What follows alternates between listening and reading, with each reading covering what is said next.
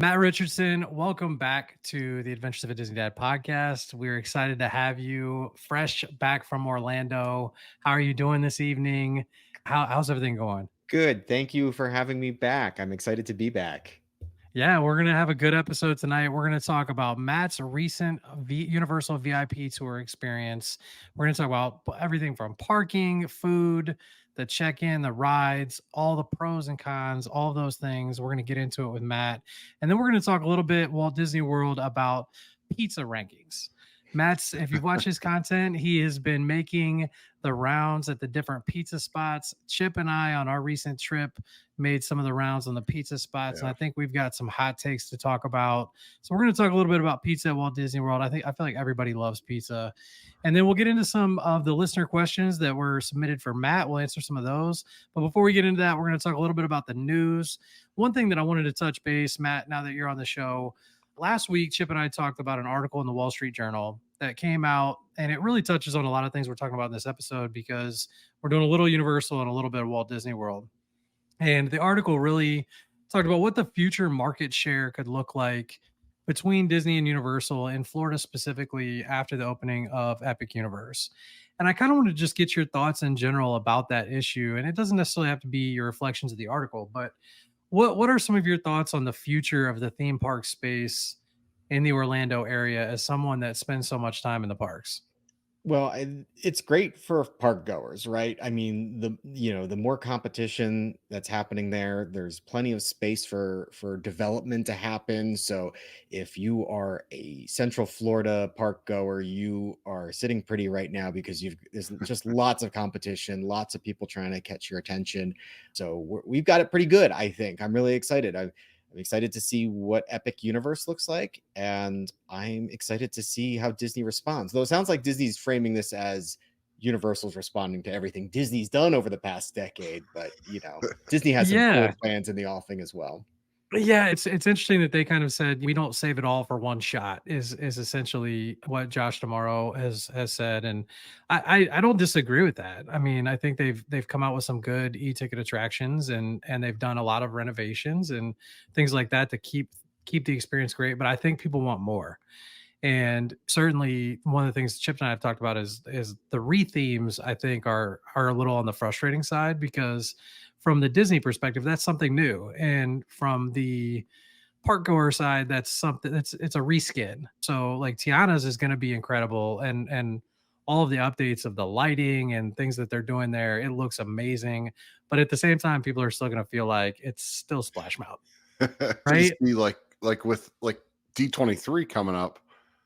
I mean, every year, every D23 they release all this big stuff, but is the fifth gate going to come? What's going to go beyond Big Thunder Mountain? Like, I mean, there's all the rumors out there. We just don't know what's going to happen. But I mean, after kind of today, what I'm reading about Universal, they are definitely making a splash. They are. And Matt, speaking of D23, you are planning to head out there, right? That'll be my first. I've been getting a lot of great advice from people because it sounds like it's a very overwhelming experience, but I'm excited. I've got everything all booked up and it'll be so much fun. At From your least, at least perspective, you shouldn't be sleeping on the floor, right? You don't have to sleep on. Yeah, I've got an assigned seat, so I'm relieved about that. That was the first thing someone said to me is like, you got to get there at 2 a.m. And I said, oh, I don't think I do anymore because they have assigned seats for the big panels. what are you looking forward to the most at D23, or what are you going to prioritize? So I don't have a good, I've done tons of events and conferences for work. I've never done a fan event like this before. So I actually don't know exactly what to expect. I have some vision based on what people have been telling me, but I think the parks panel, I watch the parks panel streaming. I would love to be there in person to be among that crowd and enjoy the moment with everybody. That's what I'm just looking forward to the news that's going to come out of that. And I would love to be around other big fans of Disney Mhm. parks. So I think that's what I'm looking forward to the most. But I hear there's a lot of good stuff just on the floor, a lot of products, a lot of Mhm. retail opportunities. I think that sounds really cool. Yeah, I think that's gonna be awesome. I haven't been, but I like to watch a lot of the panels and stuff like that. But It should be let's fun. jump in a little bit more of the news really quickly. The big one is that Universal today announced Dreamworks Land is finally opening on June 14th. And I say finally, but they moved pretty quickly on that entire area. And this is for those of us with kids, particularly kids under like the age of 10 to 12. This is a huge deal. I've said on the show before that you can't go with little kids to Universal right now. And I think this changes things a lot. Chip, I think you generally agree with that statement because I don't think you guys have been since you've had little kids, right? No, there's nothing that really has attracted us, but I'm not gonna lie, as a kid that grew up with Shrek, I want to see the swamp. I've said it before. That's my generation. I remember seeing Shrek 3 on opening night down in Westchester at the movie theater. I want to go see the swamp. Like, I'm fired up. I think my kids are going to be more excited for the trolls. We're not a Mhm. minion family, but the trolls, that plays all the time here at our house. Trolls is what my kids grew up on, and it was the biggest film that they were excited about when they were really little kids. And I think it's huge. It's a huge opportunity. When we went to Universal on our last family trip, the kids like had a few things. They did the minion stuff. They loved meeting Gru and meeting the minions. That was awesome. But the rest of the stuff was kind of lacking because they weren't tall enough. And I think that's about to change very quickly. So kudos to Universal. I'm really, really excited about it. I'm going to try and go over there when we're down there in June. Matt, let's jump into your Universal VIP tour experience. Why don't you walk through people through the overview of what a Universal VIP tour experience is and kind of what your experience was? Yeah, sure. So I did the non-private VIP tour, which is when you buy a single ticket, you buy your park ticket, you buy the tour, and you're grouped with other people who want to do the tour. They also have the private VIP tour, but I was going solo, so I thought it was a great opportunity for me to get grouped with a bunch of other people so I could get the VIP tour experience without having to pay a ton. There's no option that's quite like that at Disney World. So I did like seeing that as an option. So the and the tour experience, it all starts with the valet parking, which I was personally very excited about. I just like making your park life easier, pulling up to the valet parking very close to City Walk there and getting over the check-in. One upside to these tours, they feed you breakfast and lunch. So the tour experience starts off after you check in, you get a lanyard, and they send you over to Cafe La Bamba for breakfast. There's a buffet. It's actually a really solid buffet. There was like I want to say it's like an elderberry croissant that I really liked. And then you get your group together. We had a group of 10 of us. You could have a max of 12, our guide told us. Our guide kind of gave us the intro for the whole experience and said, essentially, she's going to try to get us through at least the top 10 attractions at Universal, both parks. Nice. And often it's more than 10, but it sounded like she was sort of sandbagging a little bit, just kind of setting expectations appropriately. And a little bit of intro about what the parks are like and what she does and in her story. We kind of went around and said where we're all from. And then you just go. And because it's a group tour and it's all people who don't know each other, she kind of sets the agenda. She sets the path that you go on. It's a little bit on rails, but of course, if you need a bathroom break or you need to stop or you something you're interested in, I'm sure adjustments can be made. But generally speaking, since it's not it's not a tour guide just for you and your party, they kind of set the agenda, and it's about just knocking out the top ride attractions that are there. And that's really what the focus is. It's about getting on the rides, getting on as many as you can in the 7 hours you have with them. And overall, it was really incredible. I can talk through, if you like, I can kind of talk through a little bit more detail what we did, how it was, what attractions we got on, if you'd like. Yeah, I'd love to, and but we'll go through that. One thing I want to mention too is like these VIP tour experiences. I feel like it's different for everybody, right? Like I've had an experience with the Universal VIP tour, and my experience is not exactly the same as what Matt had. Right. Okay. So everybody, it can depend on your tour guide. It can depend on your weather. Like for mine, it poured the rain the entire time, so I had a little bit different of experience. But the other thing is like the group that you're with, I think matters a lot. And so like Matt, when you're by yourself, you may not have as I don't want to call it sway, but like when we did ours and we had I think we had basically the entire group, but it was not private. But we had enough people that we were kind of the ones that had the opinions that mattered or whatever. Certainly not to the detriment of anybody else in the group or anything like that. But like when we came off Velocicoaster and clearly everyone wanted to do it again, we did it again. And we did it like 5 times in a row. And the beautiful part about the VIP experience, and just in comparison to people that may have Disney in their mind, it's not a skip the line like express pass or the experience that you have with Genie Plus with Lightning Lane, right? It's you are actually going backstage. Was that your experience also, Matt? Yeah, that took me by surprise. When I'm used to either Lightning Lane or a VIP experience at Walt Disney World, where in most cases the VIP guide is taking you through the Lightning Lane. And so I had expected that, but there is some rides have even a marked door which says VIP tours, or you're going up through the exit and you're going to the other side of the load area in some instances, and they kind of the people who are loading the people coming in through express and standby, they kind of pause them, you get on right away and you go straight through. It is more express than express. They quite literally walk you straight to the seat and you don't wait for anything, Yeah. really, is incredible. You do feel like a real VIP tour experience. But I loved when we went, like we had that opportunity to do Velocicoaster, and it's my favorite ride anywhere. And I thought it was like the best thing, the best experience I'd ever had at Universal. But again, not everybody's experience is going to be the same. So you've got to go into it with that open mind, right? How was your group like demographic? Did you have people of all ages? Yeah, I would say the youngest was maybe like 20 years old, and yeah, all ages. And it was like a family of four, a group of four, me and another solo person. And so the solo person and I got talking, and it turns out we had a mutual friend, and she actually lives really close to where I live. It was crazy. It's just a small world. But Oh, we all got along really well, and we chatted with each other. It's a little awkward in the beginning because they just kind of throw you at the table at breakfast at the same, they just group you at the same table, and just like, hi, how are you?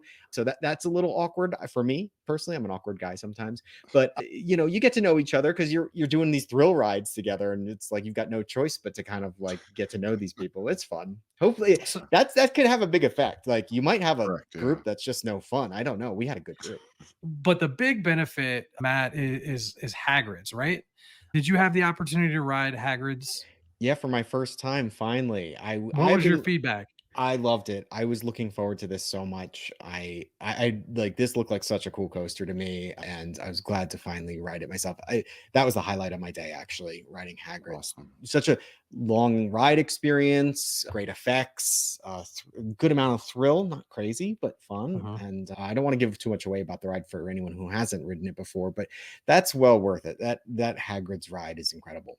And when you talk about worth it, Were and you I on know were you you on the motorcycle or were you on the Yes. sidecar? So the beauty of this, Oh, the beauty of the group that I was in, I was the only one who had never been to Universal Orlando before. So my group very nicely gave me all the best seats, all the, they said, oh, you got to ride on the motorcycle because you're the first time you do it. They put me in the front row of Velocicoaster because it was my first time. So that was great. So I got to get all the best vantage points of everything. oh, yeah, that's definitely Yeah. awesome.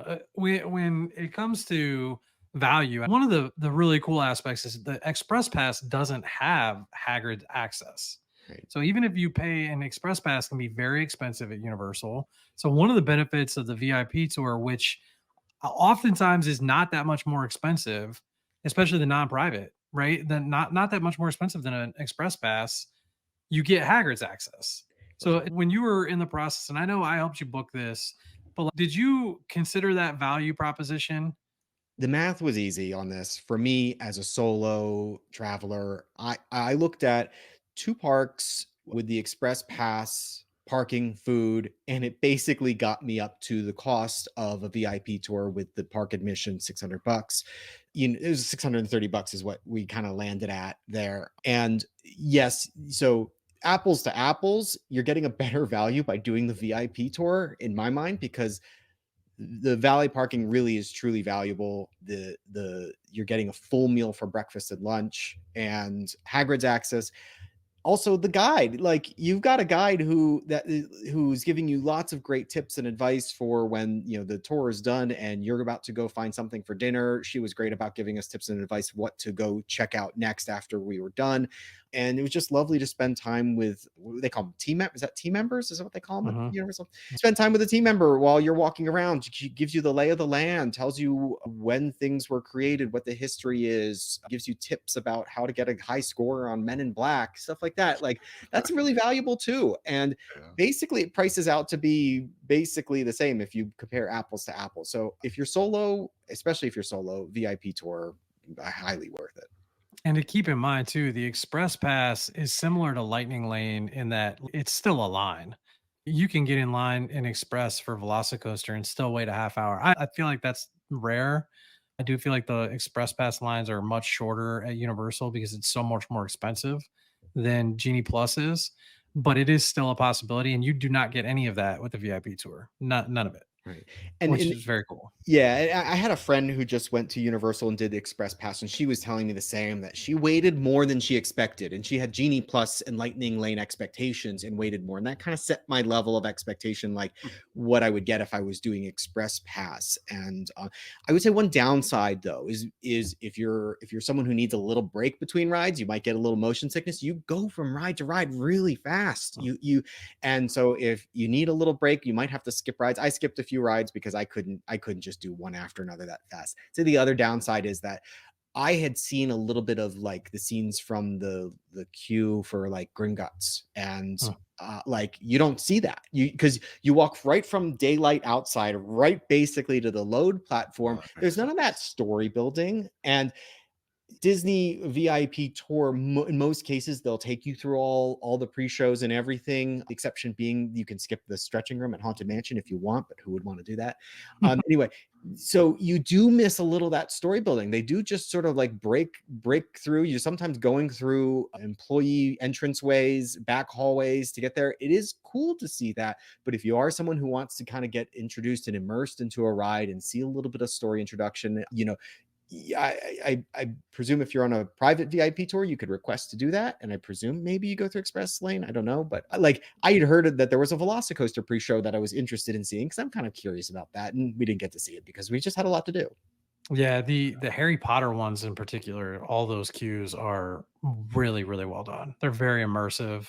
You don't have queues like that for like the Hulk and stuff, but Right. definitely some of those. One of the things that you and I talked about briefly, I think, was the park hours. So one of the benefits that you had is like I think you mentioned you got 7 hours with your VIP tour, so it ended probably what around 4 or 5. 5, yeah. Yeah. So but you get the express pass after your VIP tour is done, right? Right. But the park closes at 6. And I think the other one closes at 7, or often it's 7 and 8 p.m. Right. How did you feel about that? And I guess did you get a chance to do anything in those last couple hours? Yeah, this took me by surprise. So for me, it was 7 p.m. and 8 p.m. And I didn't notice this until the tour was ending and I was trying to like open up the app for the first time to see what I wanted to do. And the our tour guide was giving us some recommendations. And then I noticed I thought it was a mistake. I was like, oh, that can't be right. It's not closing at 7 and 8. It's got to be open late, you know? And no, yeah, it was closing 7 and 8 p.m. I realized like I don't have much time. And so we ended in Universal Studios, and so I just like quickly jumped. We didn't do any Minion stuff, so I tried a couple of the Minions attractions. I went over to do Jimmy Fallon attraction, and then I was getting hungry, so I jumped over to Islands of Adventure to find dinner. And yeah, I felt rushed. I felt really, really rushed. That express pass on that they give you, it doesn't have a lot of value if you don't have much time, obviously. Huh? And I even forgot that Hagrid's was not part of Express Pass. I put my stuff in the locker and walked up to Hagrid. I made a beeline right to Hagrid's, and I showed them the barcode and got rejected, embarrassingly, and because I had forgotten it wasn't part of it. So Uh, that is a bummer. And I mean, I get it sounds like they've got to be bringing the later nights out because they're gonna have a night show soon. So Yeah. hopefully. you got my segue there. I Oh, love it. sorry. I love it. No, you're I good. want You're to steal good. your thunder. They did announce today that the Hogwarts light show with I think they're gonna have some fireworks is gonna be returning June 14th also. But now I think this is another game changer because you've got more things to do. You got reasons to stay late, and definitely like who doesn't want to see Hogwarts at night lit up with fireworks? I think there's certainly a magical opportunity there that people will gravitate to, right? So is that the water show? No, that's Or is that a different. different That's animal? the Is that cinema. I believe that's the cinema show that they're gonna be doing, which is gonna have a little bit of music from all the different major Universal films in the parks, like Jurassic Park and things like that. So Good music these for a are show, I think. yes, and the big thing, I do think there's a real segment of children from like 5 to 12 right now that are going to grow up feeling the way that we do as older adults about Disney and nostalgic about Disney. I feel like there's an opportunity that they may feel that way about Universal, because Universal is going to really be going through some golden years for the next 5 to 7 years. And one of the things that is important about feeling that like nostalgia is a nighttime show. Like I think that all of us have like specific nighttime shows at Disney that really resonate with us, or we, feel a certain way about, and it's very meaningful. But do you like see that kind of a dynamic shift also, or do you still think Disney is going to be the feeling? I guess I'd call it the feelings park. If you look at the IP that is included in the shows, at least the news update I saw said it was like Ghostbusters, Back to the Future, Jurassic Park. These are like action, comedy, fun things. Mhm. The IP that is in, let's say, Happily Ever After, they're really using a lot of more emotional characters and heroes and stuff like that. So Agreed. I think while the nighttime show looks like it's going to be a lot of fun, and I would be curious to see it, because you've got like John Williams music Mhm. potentially for with Jurassic Park and so on, and like I would love to see it. It sounds great. I'm not sure it we'll see what it looks like, but I'm not sure it's going to have that same sort of effect that we think of with like Happily Ever After or Mhm. Phantasmic or something. It's definitely a good point. It seems like Universal's almost gearing towards the younger boys in terms of the action. I think my daughter would love to see the Super Mario side. Oh yeah, that's My gonna be kids huge. love that. And looking at the cinematic, a symphonic spectacular, King Kong, The Mummy, Minions, Super Mario Brothers movies, Fast and Furious, E.T. I mean, it's more action. There's some great scores that are going to be featured in this, music scores that are going to be hard to beat. I mean, they're so iconic. I mean, the Jaws. It's a Right. water Mhm. show, and it's going to be very comparable to what Bellagio, Yeah. and I think it'll compete. In terms of rides, Matt, let's kind of wrap this up and get an idea of what were let's say your top three, and where would they rank if you compared them to like Guardians of the Galaxy, Tron, some of your Walt Disney World favorites. Yeah. So absolutely Hagrid's top. That was an incredible experience. I really like that. It's not it's not going to be Guardians of the Galaxy Cosmic Rewind. That's still my all-time favorite ride. And so that was great. Velocicoaster also next on my list. I think that was high thrill, smooth ride, a lot of fun, and yeah, I mean that was awesome. That was awesome. After that, I'm kind of like running down my list. I had high hopes for Escape from Gringotts, but like I had no clue what was going on, and like I it was like so like it was just a mess from my perspective. I couldn't see and hear what was going on. It was so confusing. I really thought that the way it was described to me, it was sounded so cool. And then Forbidden Journey I had done before, because I did it at Universal Hollywood, Okay. and that held up pretty well. Although at this point I'm starting to get a little motion sick from jumping from ride to ride. And so after that, geez, that's tough. That's tough. Hagrid's and Velocicoaster definitely at the top of my list there. Those were a lot of fun. Where would you, if you had to kind of plug them into Universe or to Walt Disney World into your rankings, knowing that they're going to be below Guardians of the Galaxy, would you put them above like something like Tron? Hagrid's, yes, I think.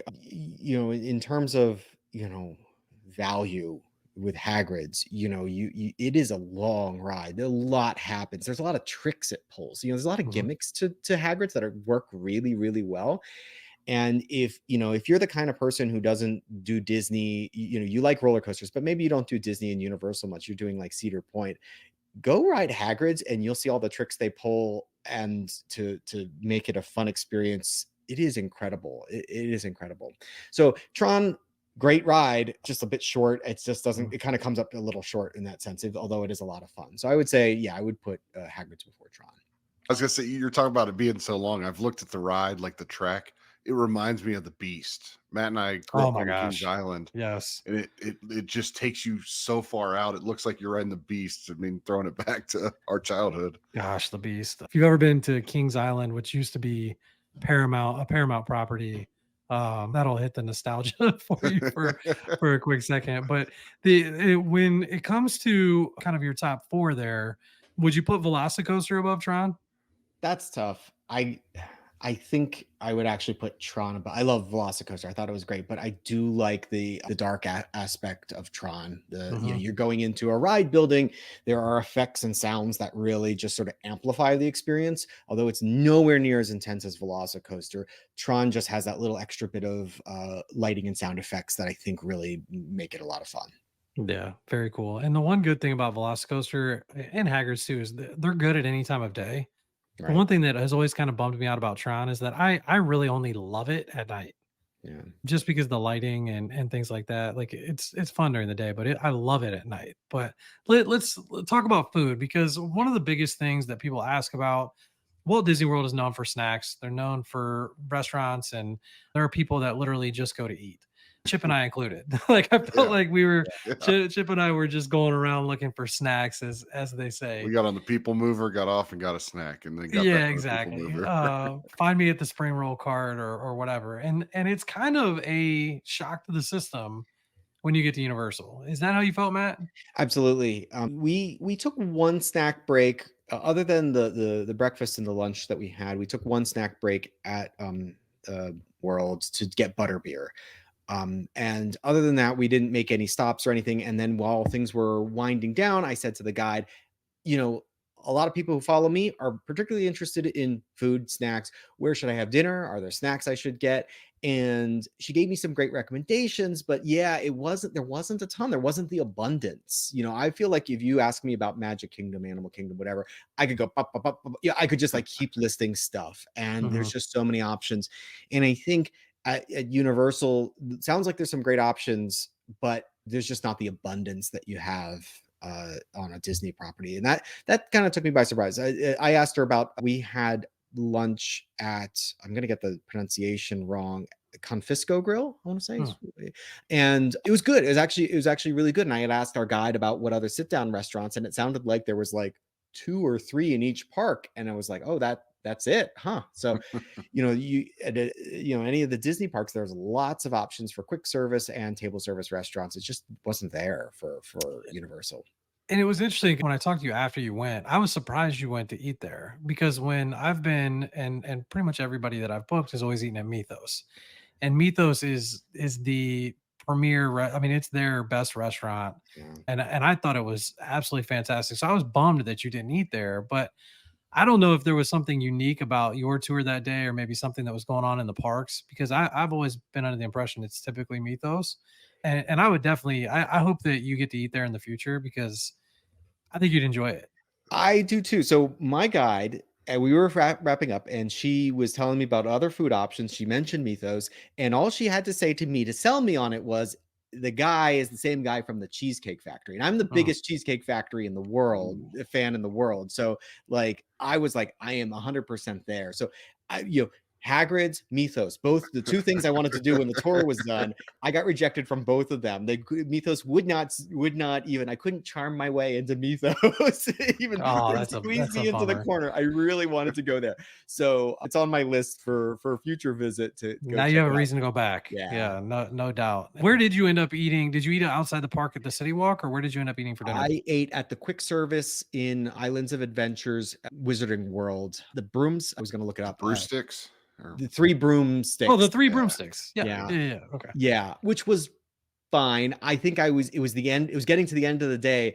What surprised me also is that places were closing up before the park closed, and you could tell that they were like, they didn't have items on the menu that I wanted. There was some dessert that I wanted to get, and they didn't have it anymore. And it was like they were like closing sections off. It was like I felt like I was being rushed out of there a bit, but I enjoyed it. It felt like it was closing even before it was closing. Yeah, Matt, it sounds like overall you had a great time and would definitely do it again, right? Absolutely. It was wonderful. Yeah. I would recommend doing it this way as well. If you've never been to Universal and you want to knock it all out in one day, that non-private VIP tour is a great way to do it. I think It was I a lot of think fun. you convinced my wife and I to go do it together. Oh, good. good. It's Chip, fun. you Yeah. definitely got to. I think you Oh guys will have yeah. a blast. And there's also some really, Matt, I'd love for you to try some of the restaurants at the City Walk. There's Uh, some that are really, really good. Big Fire Grill is one that really sticks out that I think you would enjoy. And there's several others. So it's not like dining is like just not there, Yeah. but a lot of times you have to walk out to the City Walk or whatever. And it's just a Yeah. different experience. I go ahead.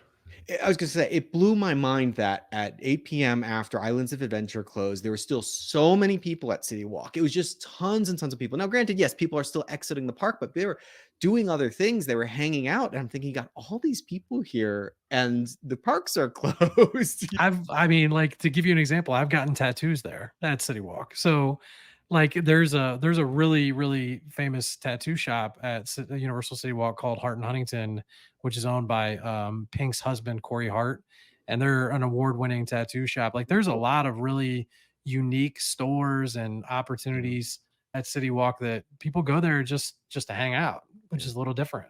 I'm more interested in Cinnabon than the tattoo place, but yeah. There's the Cinnabon Voodoo is gone Donut too. Yeah, I heard it's they're going getting rid away. of it. there, right? Yeah. There is. Voodoo Donuts is great. They've also got some escape room opportunities that I've done Yeah. that are really cool at the City Walk. So there's some fun stuff I'll there. also tell you, you need to go over and walk through their resorts. I was texting Matt earlier looking at the Lowe's properties, and it makes me want to go over, especially Portofino.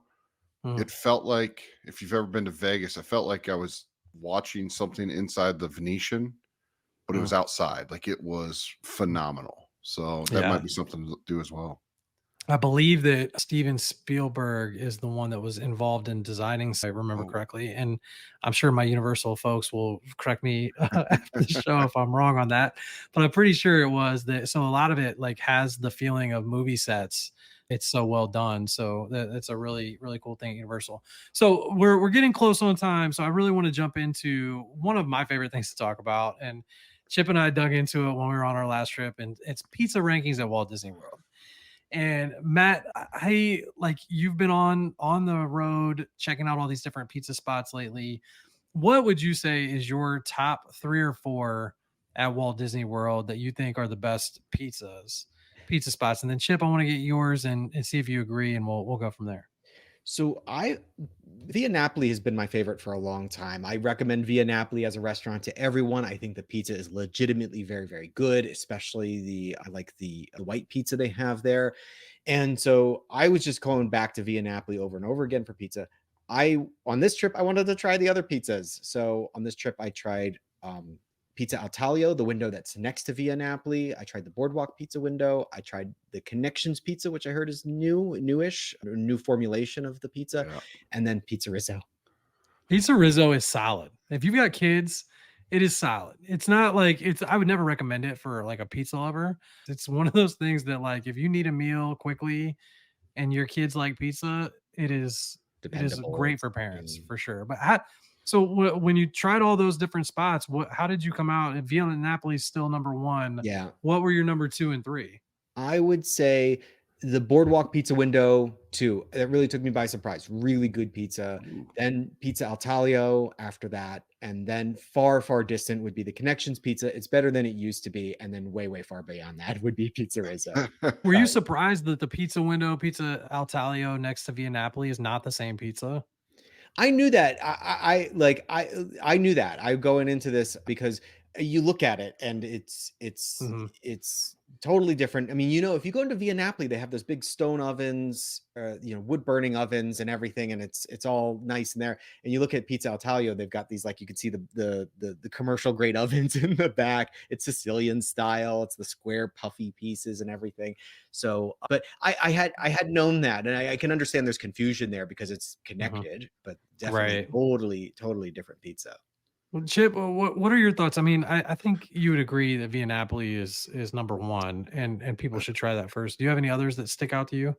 I you know what's funny is I don't really like Pinocchio's. It's more of a flatbread. Yeah. It's okay. My wife will go to bat and say the Pizza Rizzo type of place on Sunset. I think it's Fairfax. She got Mhm. it one night as an emergency, and it came with a great salad and a pizza, and she was like, "This is phenomenal." Now, did it look like it? No, it looked just like normal pizza. But I'm actually going to go ahead and, man, I got an All Star. I got pizza at the All Star. Oh, the and it box pizza? was and it no, I just got a slice, and it was actually I mean, it's probably comparable connections, but it was pretty good. Yeah, Um, and there's a and few resorts that have that where you can order an entire pizza or you can order a slice, and it's better than the pizza Rizzo pizza that you get. Like Coronado Springs has the pizza Rizzo pizza.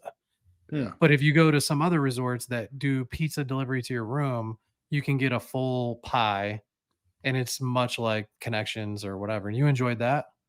Yeah, it was pretty good. Chris, when we were at we got a breakfast pizza. He got a breakfast pizza when we ate at Ooh. Ale and Compass, and it looked delicious. We It didn't did. try any of it, but it would looked more flatbread, but it was piled to the nines with toppings. So I'm gonna I'm gonna mention one other, the and Chip, you didn't get to try it.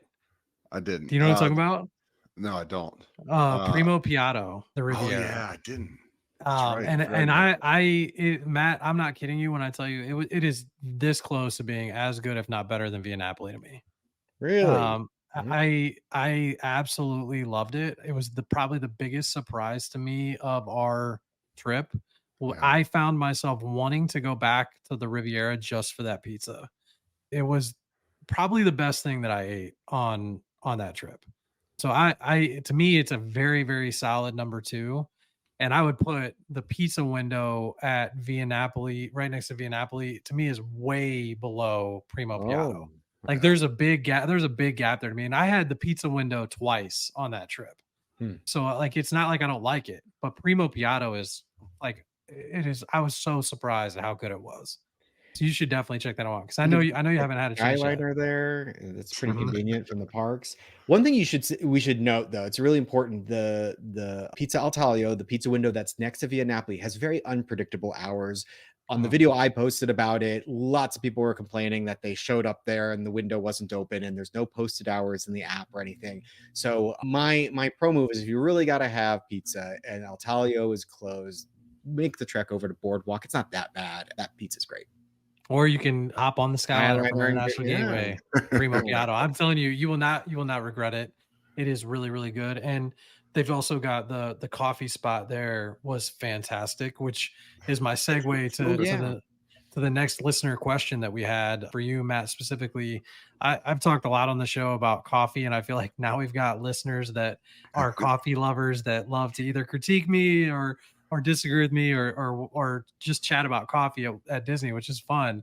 What is your favorite coffee at Walt Disney World? I know a lot of people have seen that you do. I think the espresso tins in your is it espresso that you do the packed tins for on your some of your videos, your vlogs?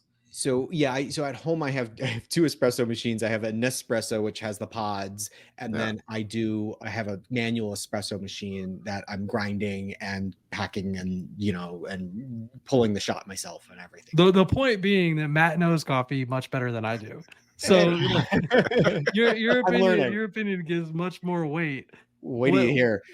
Oh, go well, this will be good. Please So don't say Joffrey's, but go ahead. okay, so my husband and I did a blind taste test because when I'm in the parks, I want iced coffee. I want something refreshing, and we did a blind taste test. He got me an iced Joffrey's, the standard iced Joffrey's, and the iced Starbucks. And 100% I went to the iced Starbucks. It was just right for me. It was the kind of had the right bitterness. I like the coffee to be a bit bitter, but when it's an iced coffee, it should also kind of be refreshing. There was something sort of off about the Joffrey's one to me. And so if I'm in the parks, I'm probably going to go to wherever the Starbucks is and get the iced coffee there, to be honest. That's fair. That's fair. One of the listener questions that we got for you specifically, Matt, because you were one of our first guests on the show, and again, we can't thank you enough for coming on. It's been fun. It's fun. I We've love it. we've become friends and very much appreciate spending time with you. And to see him What randomly in the airport. Yeah, Yeah, yeah. yeah. And I feel like, our show's changed, but like watching your content, you've continued to grow as a creator. Well, and the question was, what's changed about your content creation since our last episode when you were on? Yeah, I think I'm going to continue to change, test, try things. I think what I want people to see when they come to my page or when they follow me is a variety of content, lots of different formats, lots of different lots of different, styles and lots of different subject matter. And that's one of the reasons I wanted to go to Universal, to cover a new subject matter to me. And so I'm still trying new things. Lately, what I'm trying to do is I kind of been experimenting with music a little bit more in my content. I think music can really help make a video come to life, but I always just kind of had issues with the way that these platforms and copyright work, where as a creator, they can give you some options for popular music to use, but unfortunately they can pull the rug out from you and decide that you're not licensed to use that anymore, or they want to change the policies around it. So I got access to like a library of music that I can use, that I license, and I'm kind of working that into my videos a little bit, just to kind of bring it to life a little bit more, get across the sort of feeling that I'm feeling. And that's ultimately what I want to do, is that like my videos shouldn't be giving anyone any FOMO. They should make people feel like they're coming along with me. And I think the music kind of helps to do that. I'm going to be posting, I'm trying some other things. I'm trying some supercuts of like, I have so much footage of me eating different things on different thrill rides, at different shows, seeing different performers. I'm going to try different supercuts, what I'm calling supercuts, basically, where it's just like, I'm going to show you lots of pizza. I'm going to show you lots of performers doing fun things. I'm going to, just kind of, because I now have just so much footage in my library that I can kind of bring all this stuff together to see, like, I don't know, we'll see how it does, but people will start seeing that stuff in my channel soon too. You always get dessert. Yeah. You always do. So what's your favorite dessert? So yes, I love dessert. I have a sweet tooth. My dentist gets a lot of money from me. Right now, I think Yak and Yeti's mango pie. I think but I could keep going and keep listing more desserts. Right now, I'm just really into Yak and Yeti overall as a restaurant at Animal Kingdom. That mango pie, I just keep coming back to as just like a phenomenal dessert. It's right now my favorite. That'll change like in a week, I'm sure. Awesome. We appreciate it, Matt. And thank you again. And just for anybody that isn't already following you, where can people find you on the different social media channels? So on Instagram, I'm Matt Richardson. On Facebook, I'm Matt Makes Videos. On TikTok, unfortunately, they're all different. On TikTok, it's Matt Hungry Again. Fun enough, and we'll make sure that we include links to Thank all you. of those in the show notes and video description and all that fun stuff. Chip, where can people find you?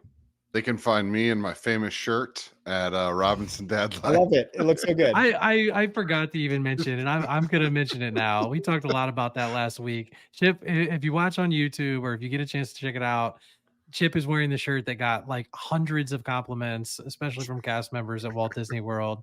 It is very out there. It's awesome. So check it out when you get a chance, because it's a fun shirt. And you can find us on Instagram, Facebook, all the fun things at Adventures of a Disney Dad.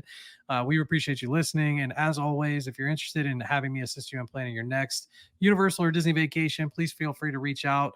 All the links to have a free quote are in the show notes. Our services are completely free to you, and we would love to help you plan your next dream vacation.